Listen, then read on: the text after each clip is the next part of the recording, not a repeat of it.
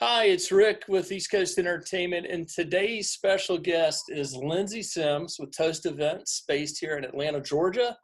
Say hello to Lindsay. Hi. Lindsay and I go back almost 20 years, which is hard to believe that it's been that long. So that means we met. Lindsay was still in kindergarten, and I was maybe in second or third grade, and she was Exactly. planning all the parties on the playground.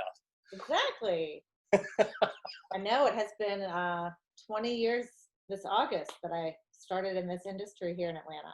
Wow. So you were working for DMC, and then you went to one of the more prominent country clubs here in Atlanta Yeah. Athletic Club. And then how many years is Toast Events? It's So I started it while I was still there and then went out full steam on my own in 2010. So we started in 2008.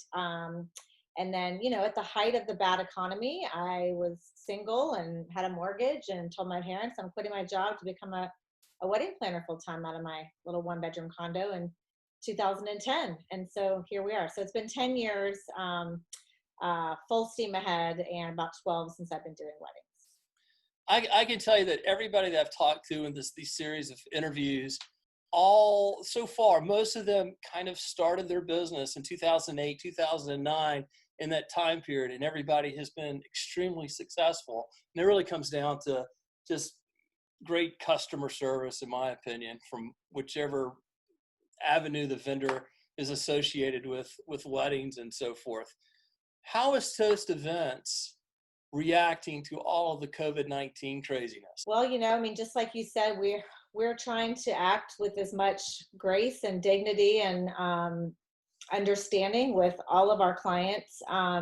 We have three full time planners in Atlanta, so um, gosh, I've lost count, but probably 30 to 40 weddings on the calendar.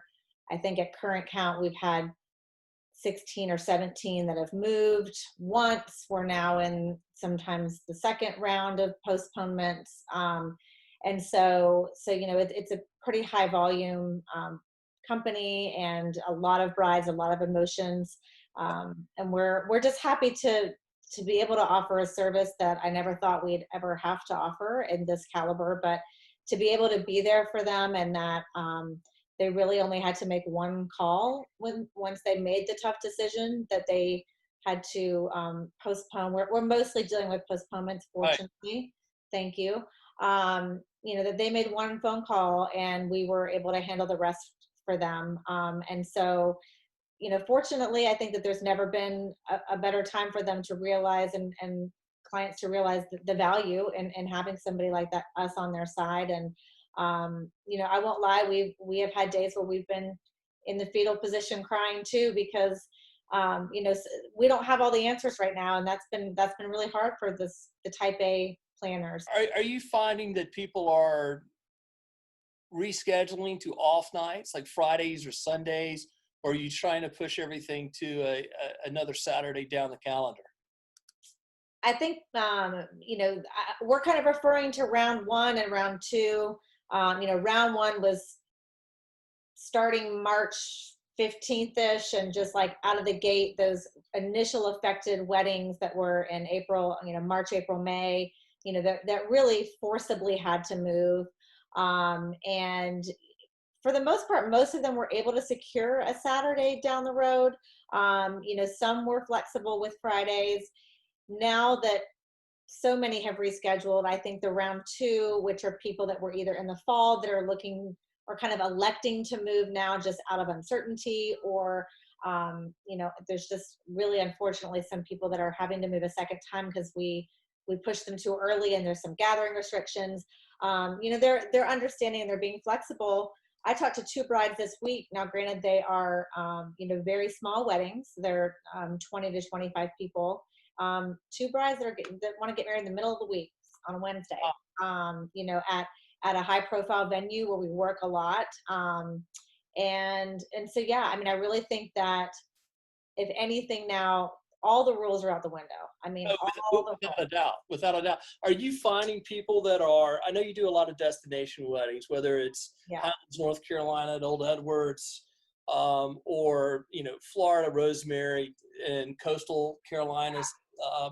Are you finding that those weddings are now maybe going to keep it local, or are they still going to push through and try to go with the original plan to have a destination wedding? Are you seeing guest lists go down, the number of people invited, or has that been anything that's been discussed, or is everybody full speed ahead? We're going to do 200, 300 people.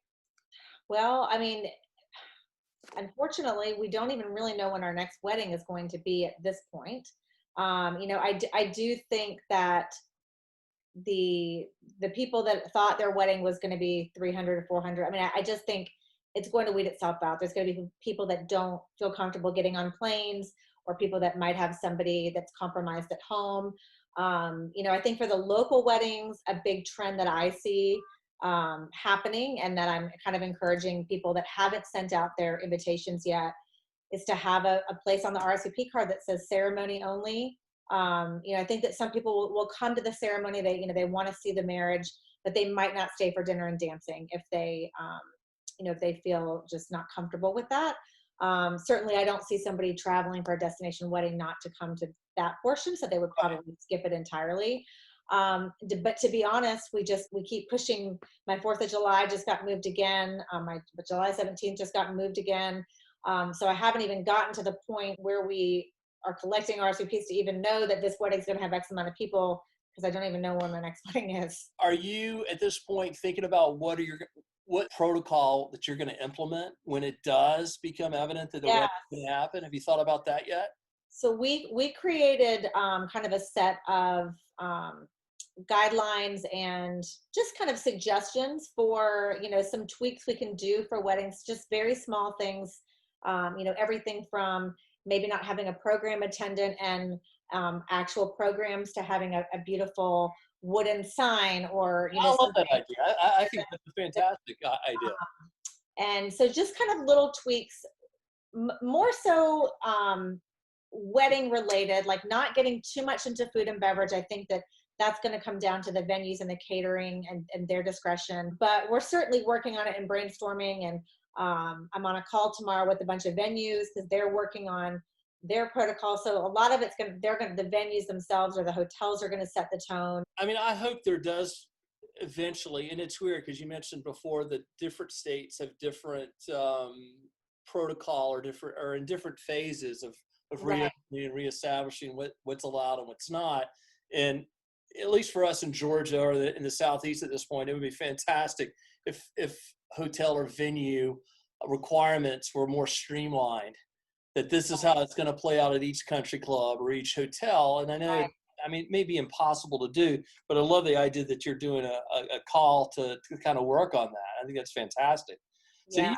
do you think in this day and age with the COVID-19, the COVID, do you think it's the kind of traditional serving station, activation stations, or buffet, whatever you want to refer to it as, with some Southern weddings is a thing of the past? I think the way that it was is, but I do think there's a way to still have, what I refer to as a more cocktail reception style. Most of our weddings were larger guest counts. In fact, I was going through our list of images to try to find some pictures of smaller weddings, and I was like, gosh, I mean, we've done a few, but they usually are larger with more cocktail reception style. Right. I did get on a call with the venue for a wedding that we were planning on moving forward with, and ultimately, because of the gathering guidelines in that state, decided to move. But I helped brainstorm with their chef, some ways of having more composed plates that are chef prepared, that are just handed, so that the chef is the only one touching, instead of everybody making their plate and they're just ready and passed out. Or even, I mean, I've seen a lot of ideas about like almost a bento box, like, really creative, where it's not a sit down dinner, but there are ways that people can still go up and get what they're eating, but not have to serve themselves from kind of a mass chafing dish, if you will. So it's not gone totally, but it's just going to be modified. And I think I'm a foodie to a certain extent. Yeah. So I can't wait to see what the twist is when it comes back. Yeah. And how I'm all for it.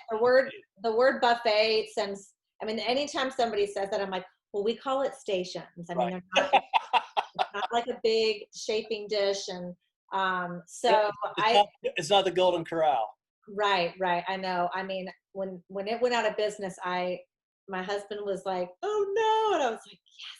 So yeah, I think that we can definitely modify the service style and just come up with some different, and again, like we're writing our history. However many weeks ago, talking to a bride when we thought her wedding was going to be happening, I said, at some point somebody thought it was absolutely ridiculous to pass out glow necklaces and boas on the dance floor at Right. night, and so now we're doing masks, and like the first few weddings it's going to be silly, and then it's just going to be what everybody does. And maybe they'll have a flap for your straw for your cocktail. And I mean, they're And all, colors, the color for the oh bride. yeah, I mean, well, now the poor thing has 250 wedding masks with her monogram on it, and now she's moved to next year. And I'm like, well, hopefully by the time your wedding comes around we won't need them. It could always be an engagement party where it comes in Yeah, handy. I said, or we mail them out with the change of date cards, but we already sent one change of date card. So I'm like, we're sick of spending money on that. Like, I want to make sure we shout out to Kate and Carrie on your team. yeah, Two fantastic planners that I absolutely adore and love doing work with, and are just they're the tops best. when it comes to that. I've got a couple of questions for you. Don't overthink it. Good. You ready? A drink for this. Drink? Okay. I'll do mine. There's yep. I'm alcoholic, don't worry. Motion. Pizza or tacos? Pizza. Usher or Outcast? Ooh, that's a tie. Outcast. Tide or Gain? Gain. Here's the trick question. UGA or the Gators? Oh, Georgia all the way. Thank God we've converted you. Now just that's why we get along, is Georgia, and we all hate the Gators. I wasn't going to put FSU in there for you. Okay. I was going to make it that easy. Lindsay went to Florida State. So, and then what is your absolute favorite part of a wedding? My favorite part, and I did a little TikTok montage. If you're on TikTok, I just started that during the quarantine. Is the big reveal, is showing usually sometimes it's the couple, sometimes it's just the mom and the bride, depending on the venue. But showing them the venue before guests get to see it, and just all the hard work that we have put in, letting them see all the details come together. And it's so rewarding showing them that together and seeing the look on their face, and usually the tears streaming down their face. Not that I want them to cry, but I want them to cry.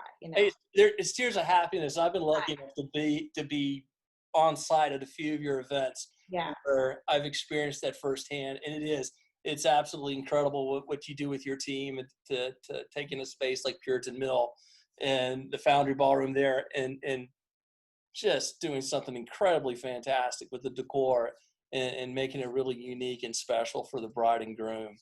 I love watching the first dance, because it's usually the first time that I've had a chance to breathe, and like it's all downhill from there. Like if I've got into the first dance, like the majority of the timeline's done, and I usually just kind of get to stand back and look, and I'm like, we've made it. Like we've made it. And then I kind of go back in my mind and I'm like, remember when the color palette was purple, and then now we're here and it's blue. Like you just kind of, it's almost like this movie goes in my head, and 9 times out of 10 I start to cry, and then I'm like telling them, I'm like, stop it, like you're ridiculous. And I'm like over there like in the corner. But it's, and the music, the band, I really miss live music. I know you do too. And oh, absolutely. So that's another great moment of just like, I get to take it all in and be like, and then I'm like, I did all this. Like, this is awesome. So there is something that's incredibly satisfying when an event comes together. And I think only those of us that are in this business truly understand or truly get it. I don't know if it's called an adrenaline rush or you're an adrenaline junkie when it all comes together, but it is very self-satisfying when you see that and you look at the smiles in the rooms, yeah, or the bride and groom or whoever the event's for, and you know that it was a slam dunk. Yeah. You know, It is, and that's the best. what keeps us going. And I mean, that's what we all miss so much right now. I mean, it's so hard not being able to do that and not being able to bring the joy. And we miss it. We just want to get back to it. Absolutely. Lindsay, thanks so much for your time today. Just so everybody knows, it's toast-events.com. Yes. And what's your Instagram? It is toast_events. There you go. So go check it out. See all the fabulous stuff that Toast Events, Carrie and Kate and Lindsay put together on a regular basis. Oh, thanks, Rick. It was good to see you. Thank you.